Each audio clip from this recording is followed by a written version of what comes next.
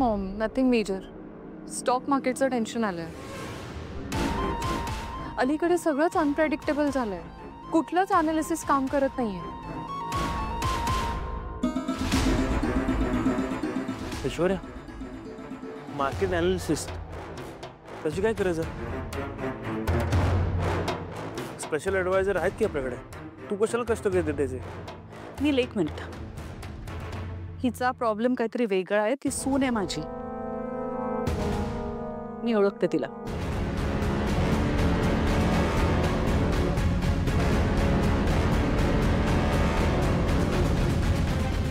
काय झालं? कसलं टेन्शन आहे नेमकं? नाही, मला कळतंय स्टॉक मार्केट ॲनालिसिस वगैरे हे टेन्शन नाहीये. वेगळं काहीतरी सतावतंय तुला. बोल.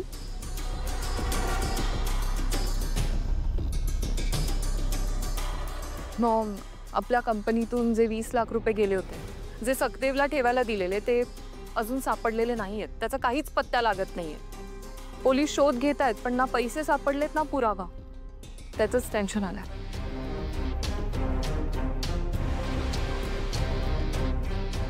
काय काय आहे सगळं? राजकुमार, नो आयडिया. काय इन्स्पेक्टर, काय झालं? कंपनीतून गायब झालेल्या 20 लाखाचा शोध घेत होतो आम्ही. संशयित आरोपी सखदेव, त्याच्या घराची आम्ही तपासणी केली, पण काही खास आढळलं नाही.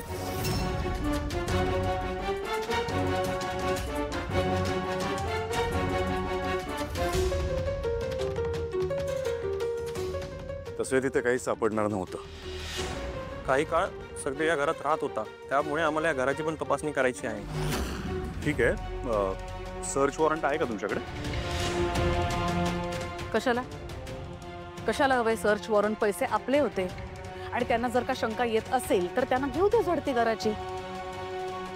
आम्हाला काही प्रॉब्लेम नाहीये. माझी आहे परवानगी. तुम्हाला कुठल्या रूम पासून सुरुवात करायची सांगा. सखदेवची बहीण म्हणून सावलीची खोली चेक करायची आम्हाला.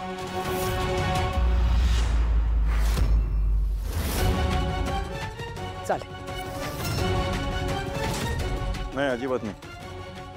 मी परवानगी देत नाही तुम्हाला. एक मिनिट, मी दिली आहे परवानगी. तिची खोली तिथे. आणि इन्स्पेक्टर, ती फॅमिली काल वरच्या खोलीत राहिलेली आणि सखदेव काही दिवस आउट हाऊसमध्ये राहिलेला. ते पण चेक करून घ्या.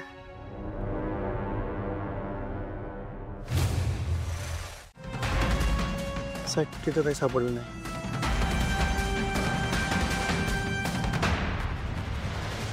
काय सापडलं? पैसे सापडले कसे नाही? मॅडम, सॉरी, आम्ही निघतो आता. थांबा. शोध घेण्यासाठी आला होता ना तुम्ही? पूर्ण घर तुम्ही शोधलेलं नाही अजून. आमच्या खोल्या शोधा ना जाऊन. आणि सुरुवात ऐश्वर्या वहिनीच्या खोलीपासून करा.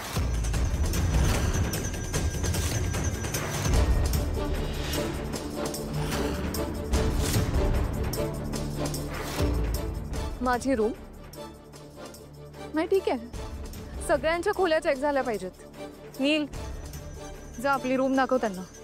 मला असं वाटतं तू प्रकरण लांबवतोयस. त्याची काही गरज नाही. हिच्या खोलीत काय सापडणार आहे रे? समान न्याय या तत्वाने जर चालायचं असेल तर सगळ्यांसोबत जे होईल ते होईल.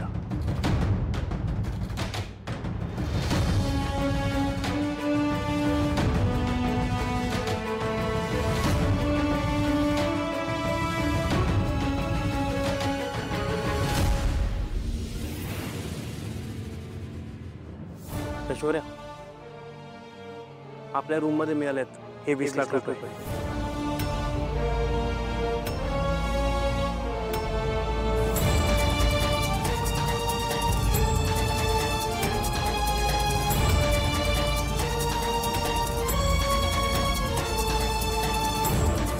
व्हॉट?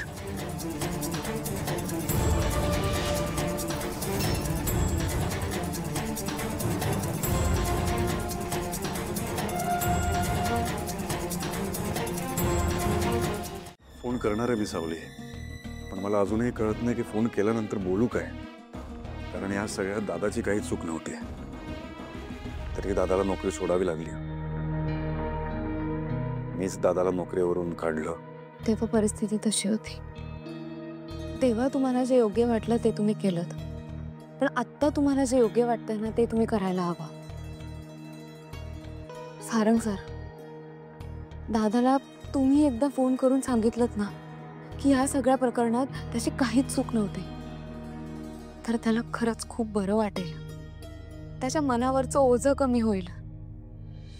ही गोष्ट त्याच्या मनाला खूप लागली आहे. खरं सांगू, त्यावेळेला पण मला दादावर संशय नव्हता.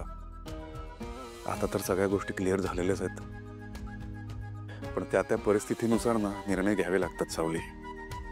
आत्ता पण मी निर्णय घेतलाय की दादाला परत नोकरीवर बोलवावं. काय झालं? आनंद नाही झाला?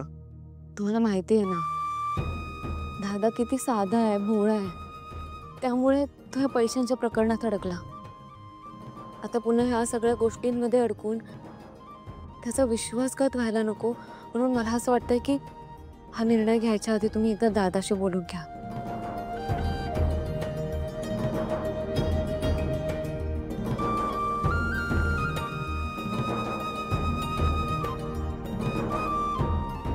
सावली,